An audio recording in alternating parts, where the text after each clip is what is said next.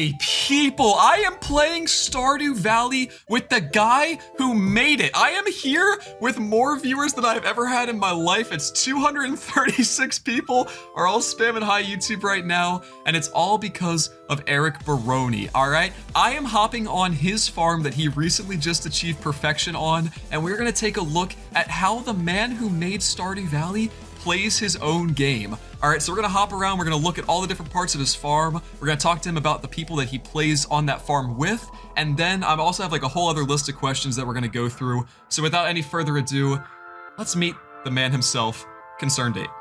Hello. Hello. Eric, how are you, man? Doing well. How are you doing? Great. Can I call you Eric or Mr. Ape or? Yeah, no, that's fine. Should I call you Zach? Unsurpassable Z the third is, yeah, Zach's fine. Are you ready to get into it? Yeah, sure, no problem. Yeah, let's do it. All right, cool. So here we are on Quarantine Farm. Oh, Evelyn's talking to me. Oh my gosh, this is beautiful. All right, so. I guess, yeah, should I give you a little tour? How about you show me like one area and then I'll hit you with a question and then you just kind of bounce back and forth like that. Okay, sure, yes. As you can see, it's a little bit of a mess because we've been kind of just experimenting with stuff. This is a little cafe that one of the people I've been playing with set up. After we like go in the skull caves, we'll sometimes come back here and like sit down and she'll like bring us drinks or whatever we order. Oh, that's like awesome. We kind of do a little role playing. This used to be all just ancient fruit when we were actually playing legitimately, but yeah now it's the cafe. Yeah, that's how you can tell when you've actually made it to the end game, is when you get rid of your ancient fruit. Why don't you tell me some about the people you play with? Because I think you have 7 on this farm, is that right? Yeah, that's right. It's just a group of my close friends. And like I said, when the lockdown started happening and like, you know, we weren't supposed to, you know, get together in person, we started this farm as a way to kind of hang out weekly, and we kind of made it this tradition where like every Wednesday we would get together a certain time and play Stardew Valley for a few hours. We just kept it going, and we basically played all the way through the game from start to finish, getting it to 100% completion. And some people who are listening might be wondering, wait, how did you do 7 players? Well, there's actually a way that you can do that without even using mods. It requires you to edit a value in the startup preferences file, which I've actually tweeted about it. If anyone's interested, they can go look at my tweets, and I talk about how to do that. But sure, yeah, I'll link that below. Yeah, awesome. Let's move on. So down here, this is a little green bean maze. This is probably nothing compared to your maze, but one of my friends set up this, and it's just like a little maze to go through.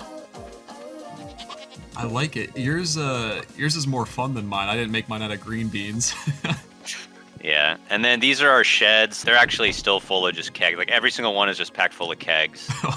We haven't really been managing them since we reached 100%. Yeah, it's still impressive. Oh my gosh. This. I was gonna ask you this later, but there's a bunch of different ways to play Stardew Valley, between like speed running or just playing normally, or min-maxing or role play, or just any way you can play this game. Do you have a favorite way that people enjoy Stardew Valley? I wouldn't say I have a favorite. I mean, I think it's cool that people have found all kinds of different ways to enjoy the game. I love the speedrunners. I love the people who do role playing. I love it all. I think the original way I kind of intended the game to be played is in sort of a casual way, just kind of having fun. There's no real time limit. You can kind of go at your own pace. At this point, I've played Stardew Valley so many times that I do kind of like, I wouldn't say min-max because there's no, like, I'm not nearly as good as some of these people, but I'm pretty economical in the way I play the game. You know, I try to unlock things as quick as possible, and it's just, for me, it's kind of a way I challenge myself and makes it fun every time I play. But I think the classic way to play Stardew Valley is to kind of just go at your own pace, have fun, and just enjoy the world. Very cool.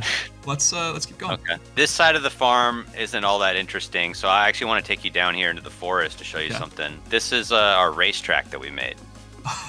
Okay. So like I was wondering if I could challenge you to a race.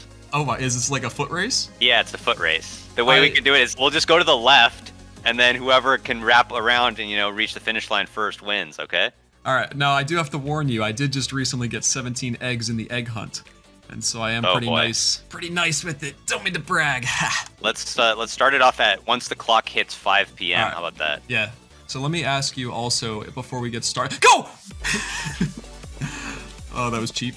Oh my god, it goes this way. I thought it was so much smaller. I can't tell if I'm in the lead or not because of the... I don't know if you're actually... Yeah, right, because of the lag. the tech isn't ideal, but it's still kind of fun. Oh my god, around the flamingo. No idea what that means to me. Oh, no, no, no, I didn't see the bush. Oh, Abigail. No. That's, yeah, Abigail's not supposed to be there. My wife. Oh my god, it's like so close. I had no idea it was this expansive. Oh no. We got the grass trap. Oh, that one gets me every time. I was following your lead. I didn't come up with that trick. Oh, I'm trying to make up for lost time. Oh, it's so close. Oh, I thought I went left there. No. Oh, the secret shortcut. No, no, no, not the rock. Oh god, I'm falling behind. Oh no, he's BMing me. Oh, I wish I was gonna try to pick those up, put them down in front of you. Oh, that would have been smart. Oh man, looks like you're gonna win. I don't know. I think I only won because you stopped the showboat. I think that's your win. Wow. Oh my gosh. Very nice, man. Very nice. So that's the kind of stuff we've been messing around with. I mean, like we're kind of just hanging out and like talking and stuff, but it's fun to come up with these things. Well, I'll ask you while we go back to the farm to end this day. Oh, also, this is the last day of summer, so is there any like prop-based things you want to show off? Well, as you can see, we're in the middle of doing a quest. Yeah. Man, that was gonna be one of my questions later, is how do you say that guy's name? I don't like to give a definite answer on those kind of things, you know? Yeah. Like, I feel like it's up to the fans to interpret it the way they want with that one. Or you're gonna get into my bed with me. Oh, yeah, I'm sorry. Okay. We have a rule on that community farm. Everyone has to sleep in the same bed, so I'm kind of just used to it. So this is your house, huh? This is the nice one. I mean, I feel like I've seen way cooler farms on, you know, people sharing them on like Discord and the subreddit and all of that. But oh, this is much better looking than mine is. Yeah. It's a little different of a design. Got a shrine to Wumbus, you know. I can appreciate that for sure. So, you're unmarried then, I guess, on this world. Yeah, that's true. Yeah, do you normally like have a favorite marriage candidate, or do you just ride solo? I usually get married when I play, but I certainly won't say what my favorite marriage candidate is. I mean, that's another thing where I can't say that because then you know it'll create a rift in the Stardew Valley community. How about first instead then? First. That's a good get around. That's a good one. The first time I ever played. Yeah. Jeez, that's tough. If I remember, it was either Abigail or Penny. I'm an Abigail man myself, so I can appreciate that. I also like the magic turban. That's my hat of choice on myself when I play. Yeah, it's a good one. Well, yeah, I mean, that's, I think that's pretty much, well, I guess I could show you our island. Yeah, and I think also, I put something out a while ago. This is well before we had plans to actually meet, but I had just asked out of curiosity, if you could ask ConcernedApe one thing, what would it be? And someone had asked how you have your museum laid out.